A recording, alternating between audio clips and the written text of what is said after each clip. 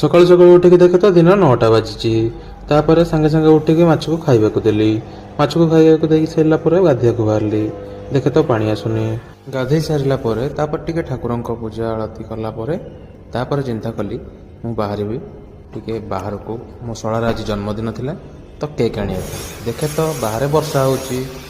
କିଛି ସମୟ ଅପେକ୍ଷା କଲା ପରେ ରେନିକୋଟ୍ ପିନ୍ଧି ମୁଁ ବାହାରିଲି କେକ୍ ଆଣିବା ପାଇଁ। କେକ୍ ଆଣିବା ତ ଇଏ ଯେଉଁ ଭିୟୁ ଦେଖିପାରୁଥିବେ ପୁରା ପାଗ ଏମିତି ଥିଲା ଯେ ବହୁତ ବଢ଼ିଆ ଲାଗୁଥିଲା। ଇଏ ପୁରା ନ୍ୟାଚୁରାଲ ପାଗ ଥିଲା। ତ ତାପରେ ମୁଁ ଗଲି କେକ୍ ଦୋକାନ ଖୋଜିବା ପାଇଁ। ତ ବାଟରେ ଗୋଟେ କେକ୍ ଦୋକାନ ପଡ଼ିଲା। ତାଙ୍କୁ ପଚାରିଲି ଭାଇ କେକ୍ ଅଛି? ସେ କହିଲେ ହଁ ଅଛି। ତାପରେ ମୁଁ କହିଲି ଛୋଟ କେକ୍ ଅଛି? କହିଲେ ହଁ ଛୋଟ କେକ୍ ଅଛି। ପ୍ରାଇସ୍ ବି ବହୁତ ଭଲ ଥିଲା। ଏଇ ଦୋକାନଟି ଆମର ବହୁତ ଭଲ ପ୍ରାଇଜ୍ରେ ଦେଲେ ମୋତେ। ପ୍ରାୟ 150 ଟଙ୍କାରେ ବହୁତ ବଢ଼ିଆ କେକ୍ ହିଁ ସିଏ ଦେଲେ।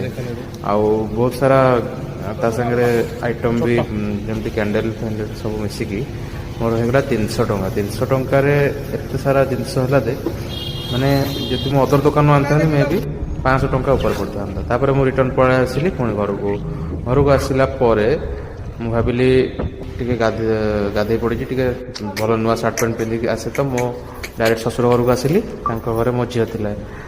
ମୋ ଝିଅ ଶୋଇ ପଡ଼ିଥିଲା, ମୋତେ ଦେଖିକି ପୁରା ଉଠିଲା। ତାପରେ ମୁଁ ଟିକେ ବେଲୁନ୍ ଫେଲୁନ୍ ସବୁ ଫୁଙ୍କା ଫୁଙ୍କି କରିଦେଲି। ଫୁଙ୍କା ଫୁଙ୍କି କଲା ପରେ ସବୁ ଜିନିଷ ଡେକୋରେଟ୍ କରିବା ପାଇଁ ପଡ଼ିଲା ମୋତେ ନିଜେ, ପ୍ଲସ୍ ମୋ ସାନ ଶଳା ବି ଥିଲା।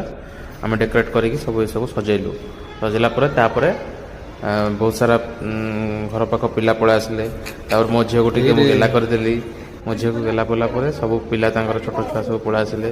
ଯେହେତୁ ମୋ ଶଳା ଟ୍ୟୁସନ୍ ଟିଚର୍ ଥିଲେ ତାଙ୍କ ଷ୍ଟୁଡେଣ୍ଟ ମାନେ ସବୁ ପଳେଇ ଆସିଲେ ସେଲିବ୍ରେଟ୍ କରିବା ପାଇଁ। ଦେଖନ୍ତୁ ମୋ ଝିଅ କେମିତି ଶୋଇଛି, ଇଏ ମୋ ୱାଇଫ୍। ଆଉ ଇଏ ଦେଖନ୍ତୁ ଆମର ସେଲିବ୍ରେଟ୍ ହେଲା ପରେ ତାପରେ ମୁଁ ଘରକୁ ଆସିଲି। ଘରକୁ ଫେରିଲା ପରେ ମୋ ସାଙ୍ଗ ଘରକୁ ଟିକେ ଗଲି।